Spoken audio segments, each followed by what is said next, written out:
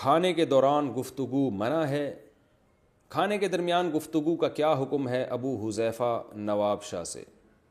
کھانے کے دوران گفتگو بالکل جائز ہے، لیکن ایسی گفتگو جس سے کھانے میں ٹینشن نہ ہو.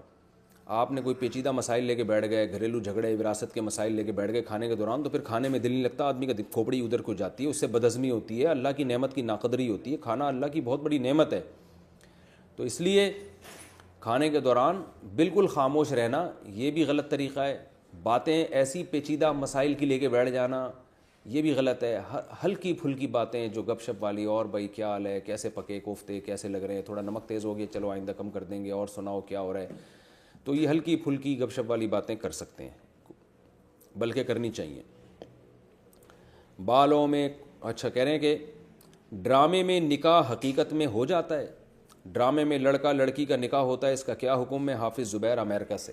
اس میں علماء کی دو رائے ہیں. بعض علماء کہتے ہیں ڈرامے میں نکاح ہو جائے گا، ڈرامے میں طلاق دی تو طلاق بھی ہو جائے گی، اور ان کی دلیل بھی بڑی مضبوط ہے. حدیث میں آتا ہے ثلاث جدہن جد وہزلہن جد. تین چیزوں میں حقیقت بھی حقیقت، مذاق بھی حقیقت. اس میں سیریس ہونا ضروری نہیں ہے. اس میں ایک نکاح ہے اور ایک طلاق ہے، اور غلام کو آزاد کرنا بھی اسی میں ہے. تو نکاح بھی مذاق میں بھی ہو جاتا ہے اور حقیقت میں بھی ہو جاتا ہے. لیکن دوسری طرف بعض علماء کا موقف یہ ہے، اور میرا رجحان بھی اسی طرف ہے، کہ ڈرامے میں اصل میں مذاق میں نکاح نہیں ہو رہا، بلکہ ایک کہانی ہے جس کو ریپیٹ کیا جا رہا ہے. اس کو حکایت کہتے ہیں.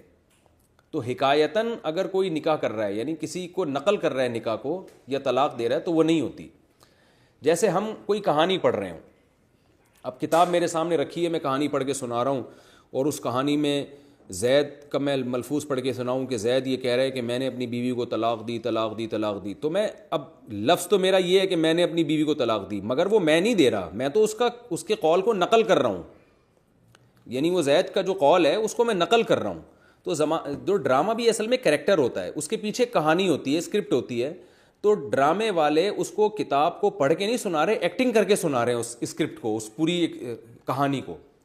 تو اصل میں وہ ہزل نہیں ہے کہ مذاق میں دے رہے ہیں، بلکہ وہ کہانی جو طے شدہ پہلے سے لکھی ہوئی ہے اس کو پڑھ کے سنایا جا رہا ہے اس میں.